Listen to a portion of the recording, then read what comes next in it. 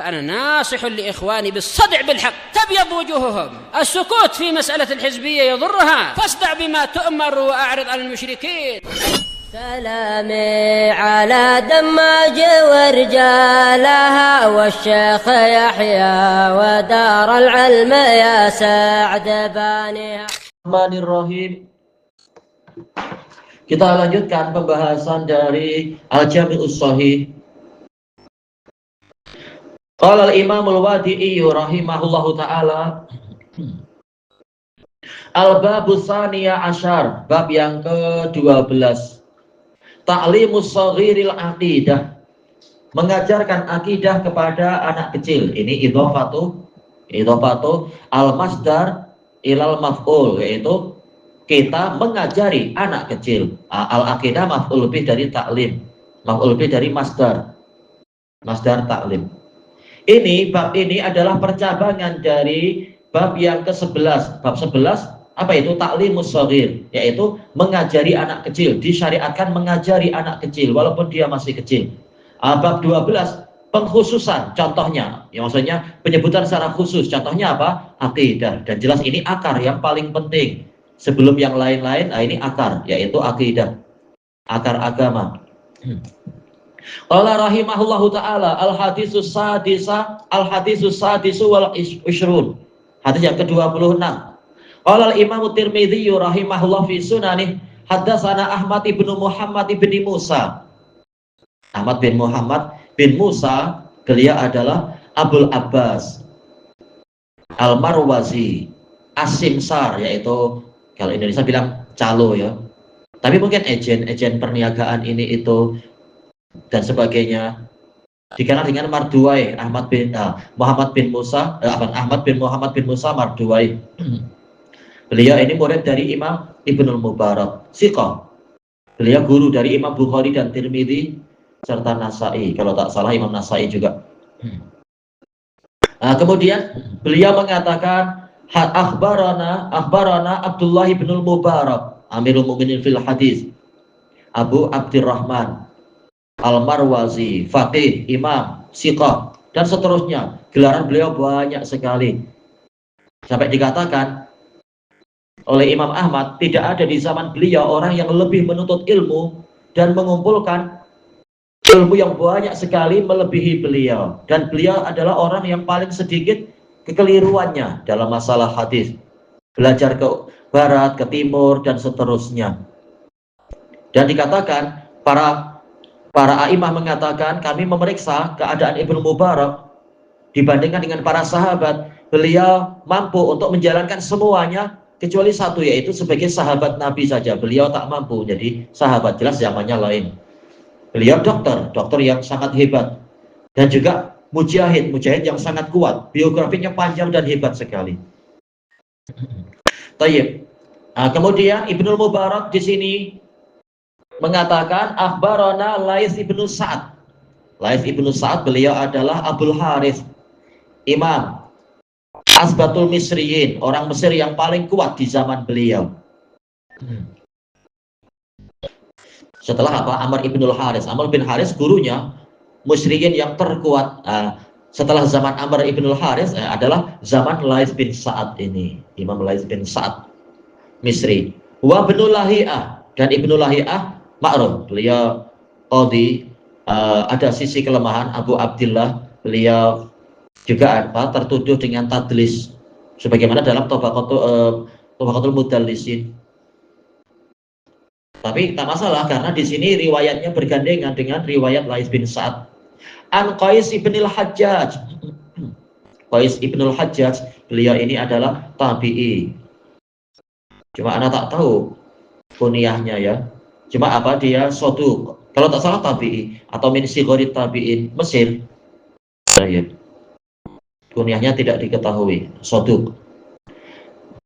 Nah, kemudian di sini Imam Tirmidzi mengatakan hak, yaitu perpindahan sanad.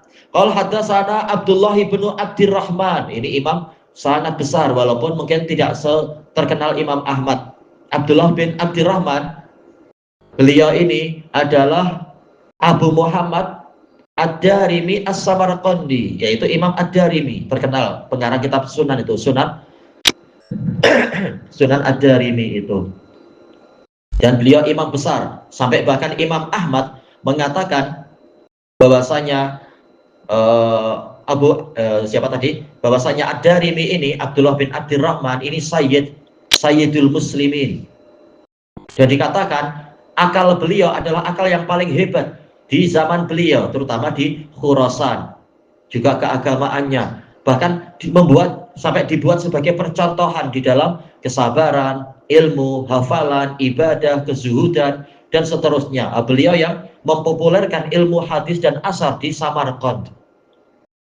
Dan beliau ini adalah ahli sunnah, sangat memerangi mubtadi'ah. Beliau juga ahli tafsir yang sempurna, ahli fikih yang sempurna, dan seterusnya. Biografinya cantik, hebat sekali, cuma tidak sepopuler ya Imam Kutubus Sittah, ma'ruf, tak masalah. Beliau termasuk rijal di dalam Sahih Muslim. Di sini Imam Ad-Darimi, guru dari Imam Tirmidzi ini mengatakan akhbarana Abul Walid. Abul Walid terkenal, guru dari Imam Bukhari. Abul Walid ini, beliau adalah Abul Walid At-Tayalisi, Hisham bin Abdul Malik. Hisham bin Abdul Malik dijuluki oleh Imam Ahmad sebagai Syekhul Islam. Imam Ahmad mengatakan Abul Walid Syekhul Islam. Beliau bagi Imam Ahmad adalah tokoh nomor 1 di zamannya. Ini Hisham bin Abdul Malik. Karena orangnya tetap tawadhu walaupun sehebat itu, maka Allah mengangkat beliau. Lain dengan orang yang sangat sombong dengan hafalannya, akhirnya berani berdusta dan seterusnya demi menjatuhkan pihak lain. Siapa itu? Yaitu Asy-Syadzakuni, Sulaiman Asy-Syadzakuni. Hisham bin Abdul Malik, beliau belajar banyak kepada Imam Malik, kepada Imam Lais. Ketika disuruh untuk pulang, ketika tiba waktunya pulang, karena beliau Basri, beliau menangis. Ditanya, kenapa Anda menangis? Beliau bilang, aku balik ke Basrah, di sana ada setan. Siapa? Itu tadi Syadzakuni, sampai dijuluki sebagai setan. Semula dijuluki itu karena sangat hebat, luar biasa hafalannya, tapi juga lidahnya sangat tajam, suka memburuk-burukkan orang lain. Walaupun orang lain hebat imam dan tidak menyakiti dia, tapi demi menjatuhkan orang lain, dia buruk-burukkan. Hafalan ini siapa? Anak ini, dia cuma anak kecil. Padahal itu imam-imam besar yang hafalannya hebat, dia tidak tawadhu. Akhirnya ya karena dia seperti itu, akhlaknya jahat, buruk, akhirnya dia terfitnah, yaitu dia masuk kepada maksiat berikutnya, yaitu suka minum khamr, walaupun dia ahli hadis yang hebat. Sampai dikatakan di zaman itu orang terbaik di dunia 4 orang. Ada Imam Ahmad bin Hambal, ada Syadzakuni ini, kemudian ada siapa? Yaitu yang dijuluki Hayatul Wadi, yaitu Ali Ibnul Madini, ada Yahya bin Ma'in. Dia termasuk nomor 1 dari 4 orang itu, si Syadzakuni. Tapi karena dia jahat, busuk, suka menjatuhkan orang, karena orang itu tidak bersalah, akhirnya dia terkena fitnah. Dia suka minum khamr, bahkan demi biar nampak lebih hebat lagi, dia membuat hadis palsu. Orang yang jadi muridnya menganggap, ini imam besar, dia hafalannya hebat, tak mungkin dia buat hadis palsu. Mereka banyak yang percaya meriwayatkan hadis palsu dari Syadzakuni ini. Termasuk yang jadi mangsa dia adalah Hisham bin Abdul Malik ini. Makanya beliau sampai menangis, yaitu merasa gentar berhadapan dengan orang yang hebat itu. Tapi Allah Ta'ala mengangkat orang yang memang ikhlas, mulia, tawadhu, dan Allah menjatuhkan orang yang jahat.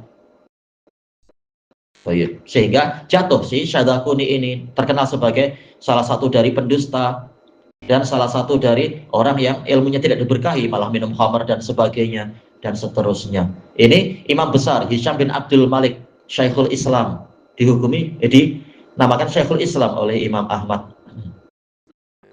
Kemudian qal haddatsana Lais ibnu Sa'ad, qal haddatsani Qais ibnul Hajjaj. Dua-duanya telah kita lewati tadi biografinya. Al makna wahid, maknanya sama. An Hanas As-Sun'ani, Hanas As-Sun'ani. Ini tabi'i. Hadisnya tidak terlalu banyak, tapi dia siqah. Beliau Sun'ani, cuma beliau tinggal di Afrika. Beliau rijal dalam Muslim dan Kutubul Arba'ah. Kemudian Hanas As-San'ani rahimahullahu taala mengatakan, Ani bin Abbas radhiyallahu anhuma, ma'ruf Ibnu Abbas ya, Abdul Abbas Al-Qurashi, Abdullah bin Abbas bin Abdul Muttalib Al-Hashimi, beliau Hashimi. Baik. Kenapa bukan Muttalibi? Ya, karena apa? Abdul Muttalib ini beliau adalah Hashimi. Abdul Muttalib, beliau namanya Syaibah, putra Hashim. Dikatakan Abdul Muttalib karena apa? Pak ciknya adalah Al-Muttalib. Nah, keturunan Muttalib, Muttalibi. Nah, yang ini keturunan Abdul Muttalib. Nah, beliau Hashimi.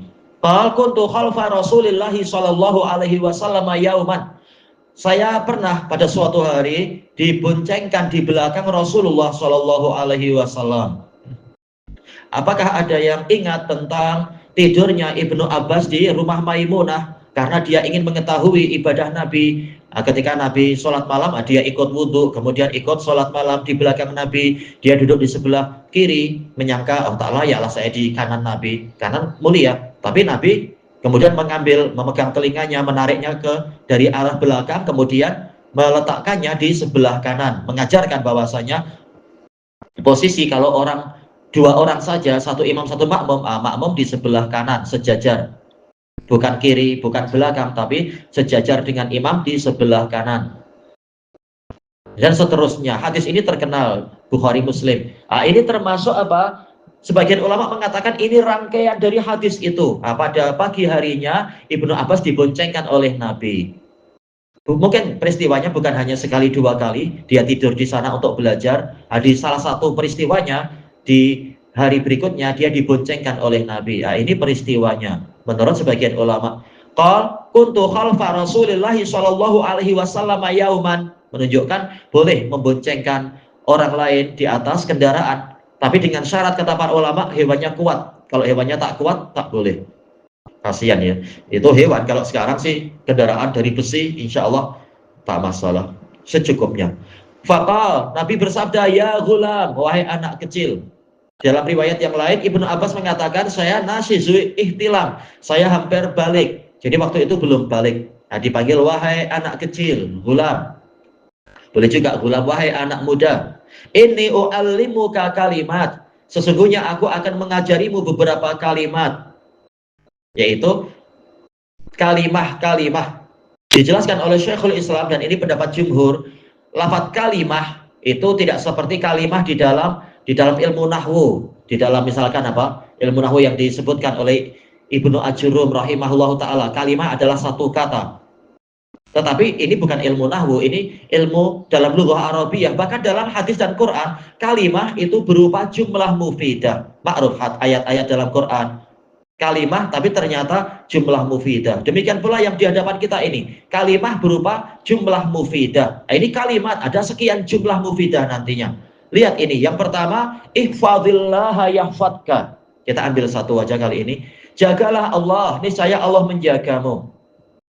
Ini balaghah. Dalam ilmu balaghah yaitu hadful mudhaf wa iqamatul mudhafi ilaihi maqamah. Menghapus mudhaf dan meletakkan mudhaf ilaih pada posisinya. Takdirnya apa? Kata semua pensyarah termasuk Imam Ibnu Rajab Al-Hambali di dalam kitab beliau Jami'ul Ulum wal Hikam, yaitu ihfad hududallah wa syara'i'ah. Jagalah batasan-batasan Allah dan syariatnya. Allah sendiri tak perlu kita. Zatnya tidak mungkin ada yang mampu menyakiti dan mengganggu. Maka kita bukan disuruh menjaga zatnya Allah, tetapi peliharalah syariat Allah, peliharalah batasan-batasan Allah. Tatkala itu datang dari Allah Ta'ala, maka dinisbatkan langsung pada Allah, seakan-akan kita betul-betul menjaga Allah. Tapi jelas bukan maksudnya menjaga zatnya Allah, tapi syariatnya. Karena ini yang kita mampu, tak mampu menjaga zat Allah kita ini, dan Allah memang tak memerlukan itu. Bahkan Allah tidak memerlukan syariatnya kita jaga. Tapi ini ujian, kita mau tidak untuk menjadi penolong-penolong Allah Ta'ala. Dan menjadi hamba yang taat. Menjaganya yaitu perintah-perintahnya dilaksanakan, larangan-larangannya ditinggalkan, berita-beritanya diimani, janji-janjinya diyakini dan dibenarkan, dan seterusnya. Itu bagian dari memelihara agama Allah. Kemudian balasan sesuai dengan jenis amalnya. Yahfadka, niscaya Allah menjagamu. menjaga rezekimu, menjaga fisikmu, menjaga hatimu, menjaga, memelihara nikmat-nikmat yang Dia berikan kepadamu, dan seterusnya. Balasan sesuai dengan jenis amalan. Karena barang siapa menolong agama Allah, Allah akan menolong dia. Sebagaimana dalam firman-Nya yang mulia, in tansurullaha yansurkum wa yusabbit aqdamakum. Jika kalian mau menolong Allah, yaitu menolong agamanya, niscaya Dia akan menolong kalian dan mengukuhkan kaki-kaki kalian. Kakinya dipelihara, agama dipelihara, sehingga dia tidak terpesongkan, tidak tergelincir dari jalan yang lurus, dan seterusnya. Dan juga apa? Ma'ruf, kama tadinu tudan. Sebagaimana Anda berbuat, demikianlah Anda akan diperlakukan. Sebagaimana, yaitu sesuai dengan kadar pemeliharaan kita terhadap syariat Allah, demikianlah kadar pemeliharaan Allah untuk syariat, untuk diri kita. Semakin sempurna pemeliharaan terhadap agama Allah, semakin sempurna pula pemeliharaan Allah kepada kita. Sebagaimana firman Allah Ta'ala, alaihissallahu bikafin abdah. Bukankah Allah yang akan mencukupi hambanya?